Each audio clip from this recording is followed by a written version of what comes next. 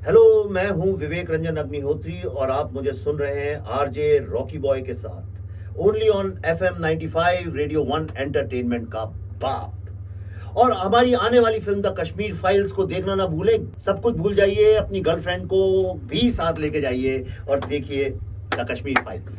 You're listening to India's most entertaining and your favorite radio station, FM 95 Radio 1. मेरे यानी के Rocky boy के साथ शो का नाम टोटल धमाल और आज मचने वाली है एक नंबर कमाल, क्योंकि आज हमारे साथ स्टूडियो में जुड़ने वाले हैं दो अमेजिंग पर्सनालिटीज। एक है बड़े ही मंजे हुए डायरेक्टर, स्क्रीन प्ले राइटर और मतलब सब कुछ कर लेते हैं। He's none other than in the house Vivek Agnihotri.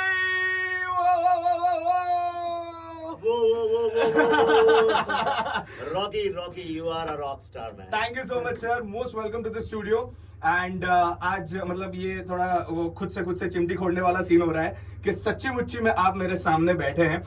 And another personality जिनको कई फिल्मों में हमने देखा है, अच्छा ऐसी भी कई सारी फिल्मों में देखा है जहां पर शायद हमको ये रियलाइज ही नहीं हुआ कि क्या ये सच्ची मुच्ची में वही है।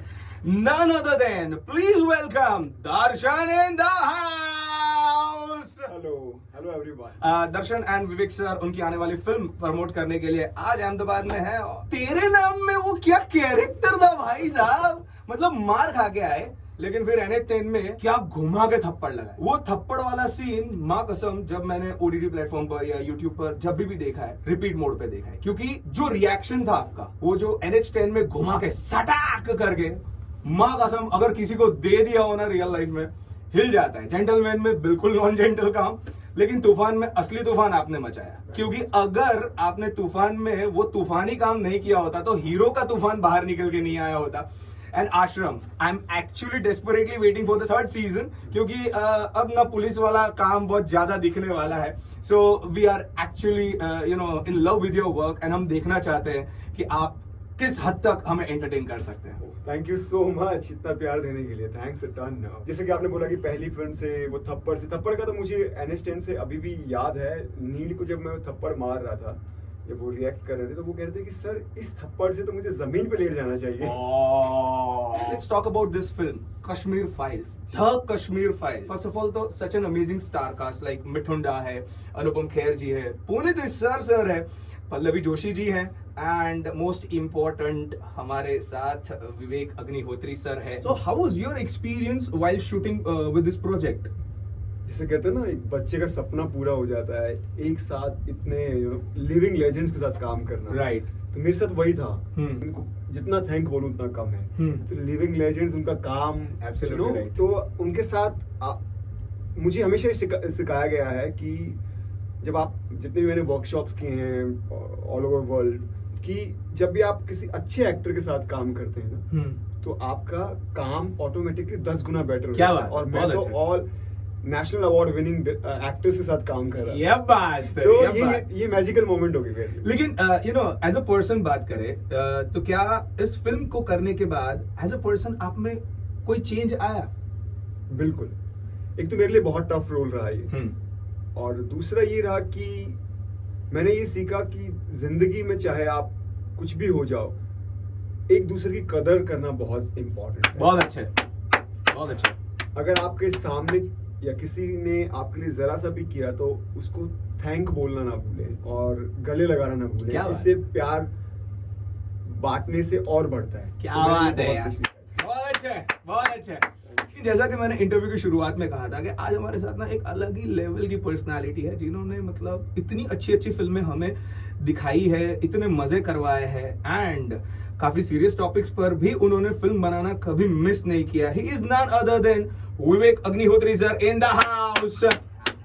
वंस अगेन सर, आपका तहे दिल से इस शो में स्वागत करते हैं सर। अरे आपके स्वागत, यानी जो स्टाइल है स्वागत की, मैं चाहता हूँ कि दुनिया में जहाँ भी जाऊँ लोग ऐसे ही स्वागत करें। Oh my God, ये तो कोमा में पड़ा आदमी जो है वो उठ के भागने लगेगा और कहेगा वाह देख, ऐसा स्वागत हो तो जिंदगी जीने लायक। लेकिन फिर 3 इडियट्स फिल्म हम सबने देखी है। नहीं, मैंने नहीं बनाई वो। नहीं, मुझे पता है आपने नहीं बनाई, लेकिन उसमें एक डायलॉग है जब आमिर खान के सामने वो प्रोफेसर साहब कहते, अरे कहना क्या चाहते हो, आज जब आप मेरे सामने हैं तो मैं आपसे एज अ व्यूअर पूछना चाहते हो कि इतने अच्छे अच्छे आइडियाज लाते कहां से हो? अरे देखो, ऐसा है कि यानी एक एक खजान है जो है, पूरा ट्रेजर है, हाँ। सोने से भरा हुआ है, यह बात। और उसका दरवाजा खुला भी हुआ है, और सब उसके सामने से निकलते हैं। अब वो मैंने देख लिया एक दिन कि उसके अंदर सोना है, बाकी लोग नहीं देख पाए, तो मेरी गलती नहीं। बहुत अच्छे, बहुत अच्छे। तो ये जो खजाना है, इसका नाम है जिंदगी और दुनिया। ये चारों तरफ मेरे और आपके चारों तरफ है। मैं अपनी जिंदगी के इर्द गिर्द जो चीजें हैं उनमें से आइडियाज ढूंढ लेता हूँ। मतलब आपकी जो प्रीवियस फिल्म थी, मैं हमेशा मतलब लाइक बोलने में प्रॉब्लम करता हूँ, द टस्केंट फाइल्स, सही बोला? Thank God. चलो, तो उसमें भी जिस तरह से आपने जो प्लॉट लोगों के सामने रखा, and now the Kashmir files, मुझे लग रहा है आप फाइल पे फाइल खोलने बैठे हैं सर।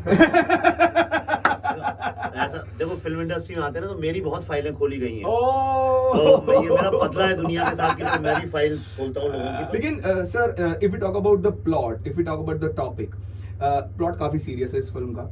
काफी सारे मिक्स रिएक्शंस भी आए हैं all over the world and India में से।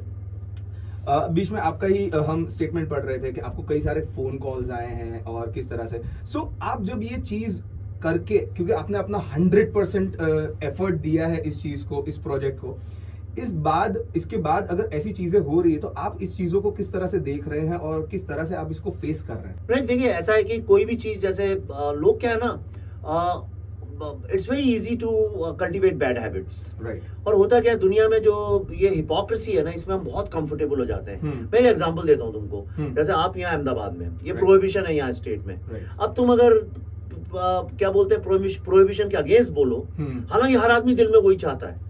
जो लोग चोरी चोरी बूटलेगर से शराब मंगा के पीते और पिलाते हैं, वो भी पब्लिक में प्रोहिबिशन की दुहाई देते हैं, गांधी जी का नाम लेते हैं। इसे कहते हैं पट्ट से हेडशॉट।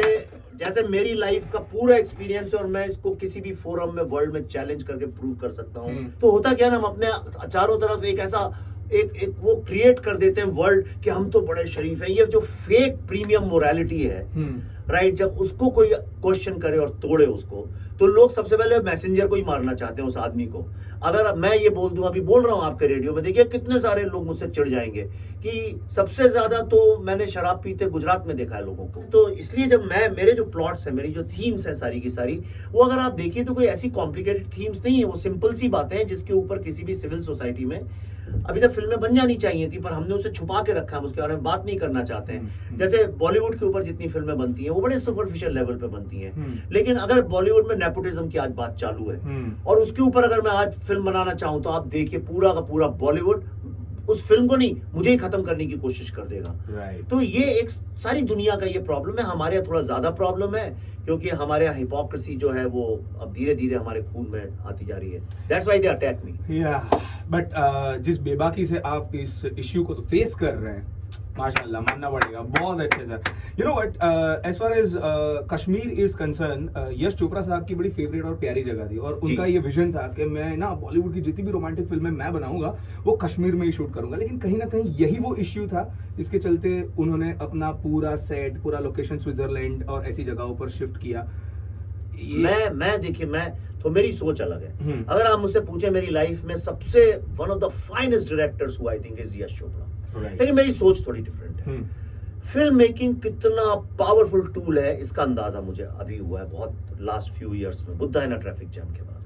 और आप देखिए वर्ल्ड के जितने भी आपको डायरेक्टर्स मिलेंगे, ग्रेट डायरेक्टर्स मिलेंगे, सॉन्ग राइटर्स मिलेंगे, पोएट्स मिलेंगे, उनका जो सबसे अच्छा क्रिएशन होता है वो सबसे कम लोगों ने देखा होता है, सुना होता है। क्योंकि वो जब पहली बार होता है लोग अडॉप्ट नहीं करते, फिर सेकंड में सब कहते हैं वाह वाह वाह वाह।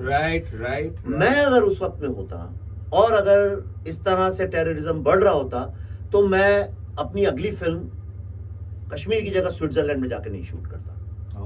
मैं अपनी अगली फिल्म उस विषय के बारे में बताता जिसने मेरी रोजी रोटी, मेरी फ्रीडम ऑफ एक्सप्रेशन, मेरी फ्रीडम ऑफ मूवमेंट, मैं जहाँ शूटिंग करना चाहता हूँ अपने देश में, अगर मैं कर नहीं सकता हूँ क्योंकि 10 गुंडे मेरे को वहां नहीं करने देते हैं, तो my next subject will be that.